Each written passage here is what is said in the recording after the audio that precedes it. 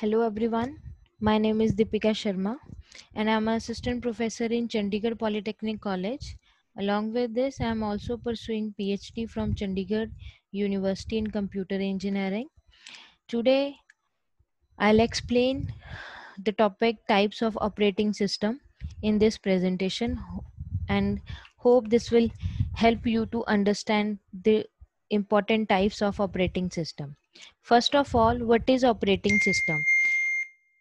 An operating system is a program that, after being initially loaded into the computer by a boot program, manages all the other program in a computer.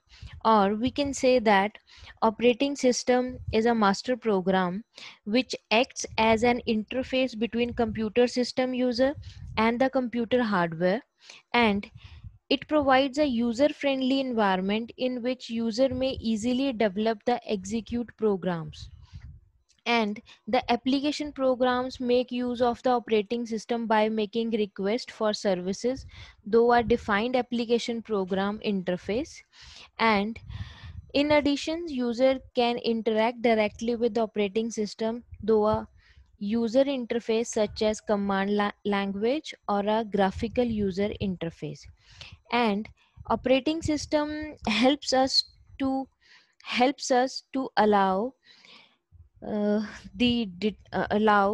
hide the details of hardware by creating an abstraction. It make your system easy to use, and it also offers an environment in which a user may execute program and application. So operating system acts as an intermediary among applications and the hardware components. Now next are the main functions of operating system. These are the main functions of operating system. First is the memory management, process management, input output management, and file management. The main topic of our presentation is types of operating system. We have total 9 types of operating system in this PPT. First is the single user single tasking operating system. Second is single user multitasking operating system. Third is multi-user multitasking operating system. Next is time sharing operating system. Next, uniprocessor and multiprocessor operating system. Next, distributed operating system. After that, network operating system, then real-time operating system, and handheld operating system. So first of all, what is single user and single tasking operating system? An operating system that allows a single user to perform only one task at a time is called single user operating system. As the name implies, this operating system is designed to manage the computer so that one user can effectively do one thing at a time. And below is the diagram of a single user operating system, where is a single user that send a request to the computer, and after processing, CPU will revert back to the user uh, revert back to the user. And the second one is single user multitasking operating system. In this is the type of operating system most people use on their desktop and laptop computers today. Our Microsoft Windows and Apple platform are both examples of this operating system. An operating system that allows a single user to perform more than one task at a time is called single user multitasking operating system. And the examples include Microsoft Windows and Mac OS. Next type is multi-user multitasking operating system. In a multi-user operating system, it allows many different users to take advantage of computers resources simultaneously. So it is an operating system that permits several users to utilize the program that are concurrently running on a single network server. And the single network server is termed as terminal server. And the examples are Unix, MVS, etc. Next is time sharing operating system. Time sharing basically is a technique which enables many people located at various terminals to use a computer system at the same time. In time sharing or multitasking operating system, there is a lot. It is a logical extension of multiprogramming. In time sharing system, the objective is to minimize response time. In this type of operating system, there is a fixed time that is allocated to every job. For example, in the figure there is a scheduling list which contains the list of jobs, and the scheduler assign the jobs term by term to the cpu will give the assigned time to every job. When the time complete and the computation time is over, the job will again linked to the queue for the further processing. Next is distributed operating system. A distributed operating system is a type of operating system, and it is a software over a collection of independent networked communicating and physical separate computational nodes.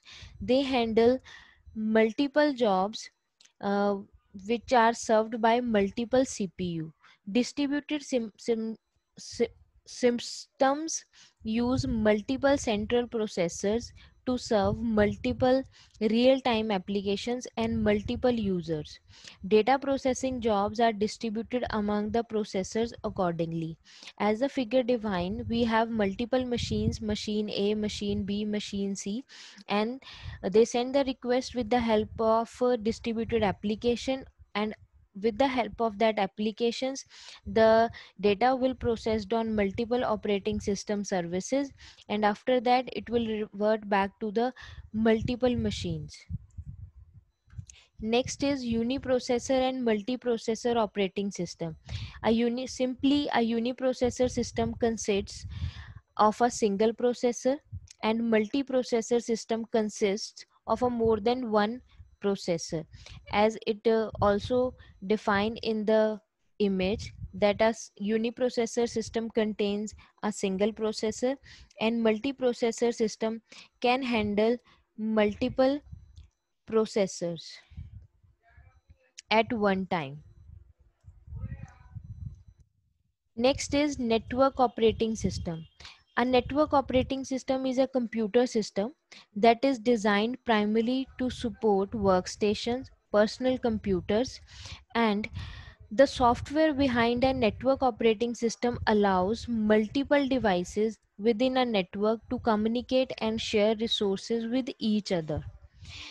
In this, the composition of the hardware that typically uses a network operating system includes several personal computers, a printer, a server, and file server with the local network that connects them together.